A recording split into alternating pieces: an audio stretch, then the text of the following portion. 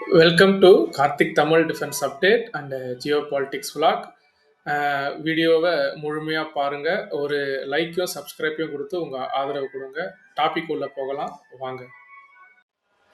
உக்ரைனோட 40 டே campaign அப்படின்ற ஒரு இதை பற்றி நம்ம பார்க்க போகிறோம். அது என்ன 40 டே கேம்பெயின் அப்படின்னா ஒன்றும் இல்லை. உக்ரைன் என்ன பண்ணுறாங்க, ரஷ்யாவை எப்படியாவது பேச்சுவார்த்தைக்கு உள்ளே கொண்டு வரணும் அப்படின்னு முயற்சி பண்ணி ஃப்ரண்ட்லைன் பார்டரில் இருந்த சண்டையை மீறி ரஷ்யாவோட எண்ணெய் கிடங்குகள், ரஷ்யாவோட பெரிய பெரிய ஸ்டோரேஜ் கிடங்குகளை அடிக்க ஆரம்பிக்கிறாங்க.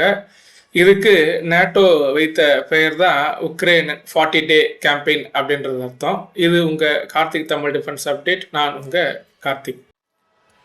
உக்ரைன் கடந்த 40 நாளாக ரஷ்யா மேலே ஒரு தொடர் தாக்குதலை தான் பண்ணிகிட்ருக்குறாங்கன்னு சொல்லணும். அதாவது நீண்ட தூர ட்ரோனை வச்சு அடிக்கிறது, அப்புறம் சிறப்பு தாக்குதல் அணி அப்படின்னா ட்ரோனை வேவாக அனுப்பிச்சு அடிக்கிறது அப்படின்னு அடிக்கிறாங்க. இதில் ரஷ்யாவுடைய எண்ணெய் சுத்திகரிப்பு நிலையங்களையும், எரிபொருள் கிடங்குகளையும், மற்றும் இராணுவ ஒரு சில விமான தளங்களையும், லாஜிஸ்டிக்ஸையும் அடிக்கிறாங்க. நம்ம ஏற்கனவே பழைய வீடியோவில் போட்டிருப்போம். உக்ரைனில் ரஷ்யாவில் இருக்கிற இந்த வைல்டு பெரி அப்படின்ற ஒரு பெரிய வால்மார்ட் போன்ற நிறுவன லாஜிஸ்டிக்ஸை நிறைய அடித்து சேதப்படுத்துனாங்க. இந்த தொடர்ந்து இவங்க அடிக்கிறத சர்வதேச ஊடகங்கள்லாம் என்ன பண்ணிட்டாங்கன்னா, இது வந்து ஒரு 40 டேஸ் கேம்பெயின் அப்படின்னு அதுக்கு ஒரு பேர் வச்சு ரஷ்யாவை இன்னும் அதை கோபமடைய வச்சுட்டாங்க. இந்த தாக்குதலோட நோக்கம் ரஷ்யாவை நேரடியாக ஆக்கிரமிப்பு அப்படின்ற சொல்ல முடியாது. ஆனால் ரஷ்யாவை இவங்க என்ன செய்கிறாங்கன்னா, அவங்களோட ரெஃபைனரியை நம்ம அடிக்கலாம். அதாவது அவங்களோட ரெஃபைனரியை அடித்தா அவங்க வந்து அவங்களோட இன்டர்நேஷ்னல் எக்ஸ்போர்ட் வந்து பாதிக்கப்படும். இதனால் அவங்களோட எக்கனாமிக் வீக் ஆகும், அவங்களுடைய மிலிட்ரி இது வீக் ஆகும், அவங்க பேச்சுவார்த்தைக்கு கண்டிப்பாக ஏதாவது வருவாங்க அப்படின்னு நம்பினாங்க. இப்போ உதாரணத்துக்கு பார்த்தீங்கன்னா, ரஷ்யா கிட்டத்தட்ட ஒரு 20-30 ரெஃபைனரி இருக்குன்னா அதில் வந்து இவங்க வந்து ஒரு 10-20% ரெஃபைனரியை வந்து கம்ப்ளீட்டாகவே வந்து நோ ஒர்க்கிங் கண்டிஷனுக்கு அவங்க கொண்டு போயிட்டாங்க தொடர் தாக்குதலில். இது மட்டும் இல்லாமல் அவங்க எக்ஸ்போர்ட், அதாவது அதை ஷேடோ ஃப்ளீட்டுன்னு சொல்லுவாங்க. அந்த கப்பல் ரஷ்யா தானே கேட்டால் அந்த ரஷ்யா பேர் ரிஜிஸ்டர் ஆகிருக்காது, ஏதாவது ஒரு கண்ட்ரி பேரில் ரிஜிஸ்டர் ஆகிருக்கும்.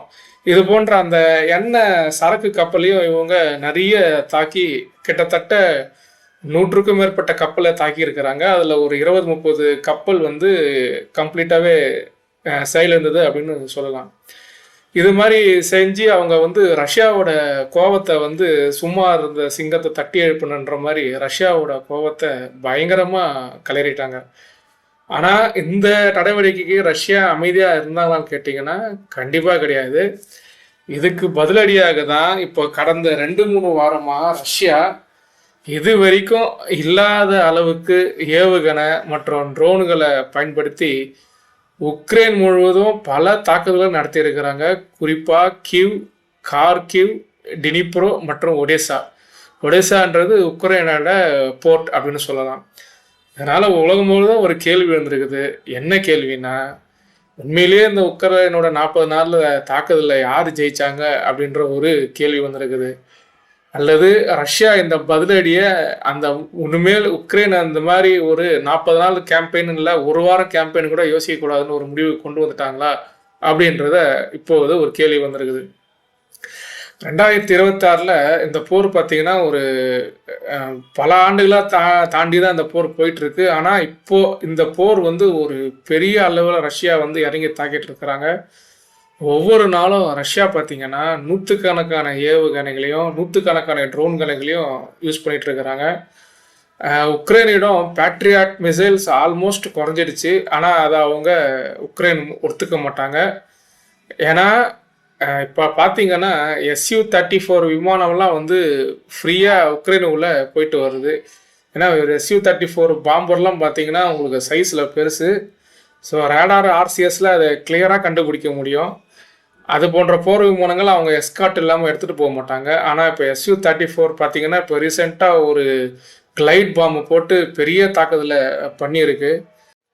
இந்த 2022 தொடங்கின இந்த போர் பார்த்தீங்கன்னா ட்ரோன் வார்ஃபேர், நம்ம பல வீடியோக்கள் இதை தான் சொல்லிட்டு இருக்கிறோம். இந்த ட்ரோன் வார்ஃபேர்ன்றது எவ்வளோ முக்கியம்னு இப்போது எல்லா கண்ட்ரியும் உணர தொடங்கிட்டாங்க. 2026 இப்போ நிலைமையே மாறிடுச்சு. அதாவது ஒரு குறைந்த செலவில் தயாரிக்கப்படுற ட்ரோனு பல கோடி மதிப்புள்ள டாலர் உள்ள ஒரு இன்டர்செப்டாரையும் சரி, ஒரு ஆயுத அமைப்பையும் சரி அசால்ட்டாக போய் அடிக்குது. அதாவது ஒரு ஜெராட் ட்ரோன், அதாவது ஷஹீத், ஈரானோடைய ஷஹீத் 136, அதை வந்து இப்போ ரஷ்யா ரீஇன்ஜினியரிங் பண்ணி ஜெராட் 2-3 அப்படின்னு தயாரிச்சிட்டு இருக்கிறாங்க. ஒரு ஜெராட் ட்ரோனோ இல்லை ரஷ்யாவோட லான்சர் ட்ரோனோ சில $1000 தான் ஆகும்.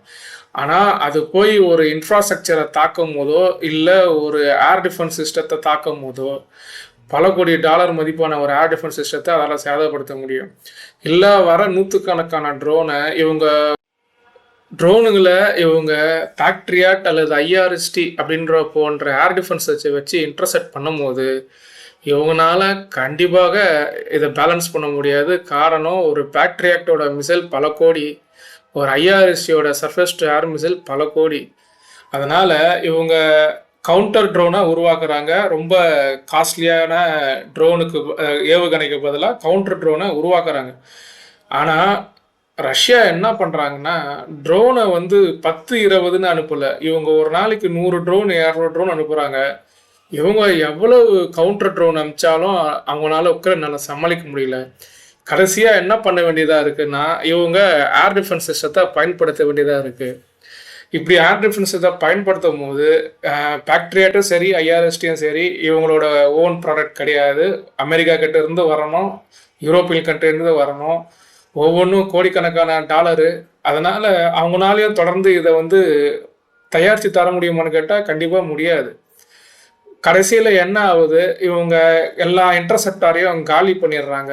காலி பண்ணிட்ட பிறகு ரஷ்யா அவங்களுடைய SU-34 மற்றும் ஜெராட் ஷஹீத் ட்ரோனை ஈஸியாக உள்ளமிச்சு உக்ரைனோட பயங்கரமான இன்ஃப்ராஸ்ட்ரக்சரை எல்லாத்தையும் அசால்ட்டாக அடிச்சுட்டு வந்துடுறாங்க.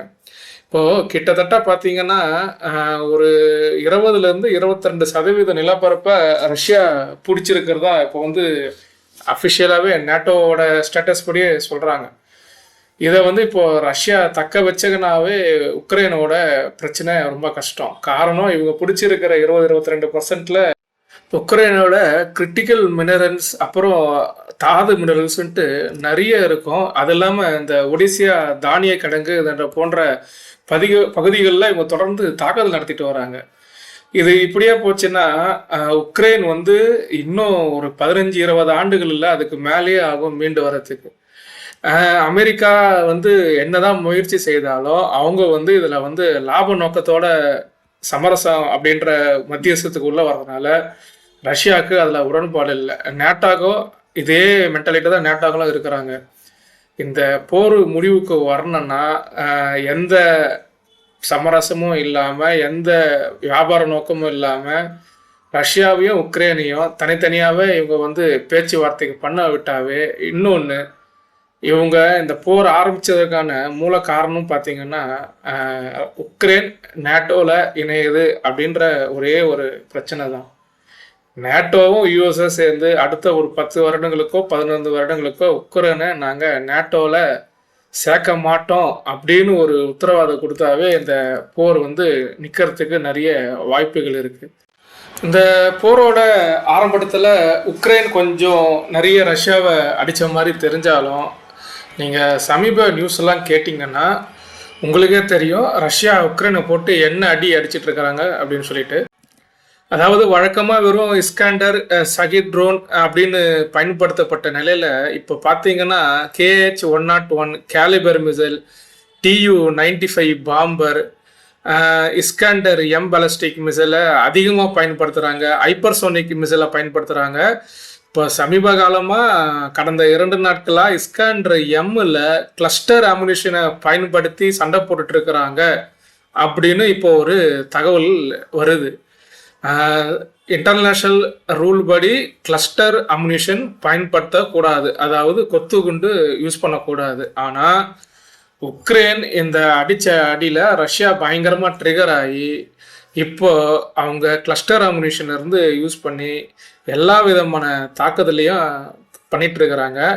இந்த தாக்குதலில் உக்ரைன் ஏதாவது சாதிச்சான்னு கேட்டாங்கன்னா ஒரு சில ரெஃபனரியை அவங்களால முடக்க முடிஞ்சது, ஒரு சில லாஜிஸ்டிக் அடித்தாங்க, ஒரு சில ஏர்பேஸை அடிக்க முற்பட்டாங்க, மற்றபடி பார்த்தீங்கன்னா இதில் ரஷ்யாவோட கை மட்டுமே முழுமையாக ஓங்கி இருக்குன்னு சொல்லலாம். ஏன்னா எல்லாத்தையும் அடிக்க ஆரம்பிச்சிட்டாங்க. எந்த சிவிலியன் இன்ஃப்ராஸ்ட்ரக்சர்லேருந்து, அதாவது தேடி தேடி அடிக்கிறாங்கன்னு சொல்லலாம். ரஷ்யா எங்கேயாவது ஒரு அம்யூனிஷன் டிப்போ அப்படின்னு பார்த்தாவே அதை அடித்து காலி பண்ணிடுறாங்க.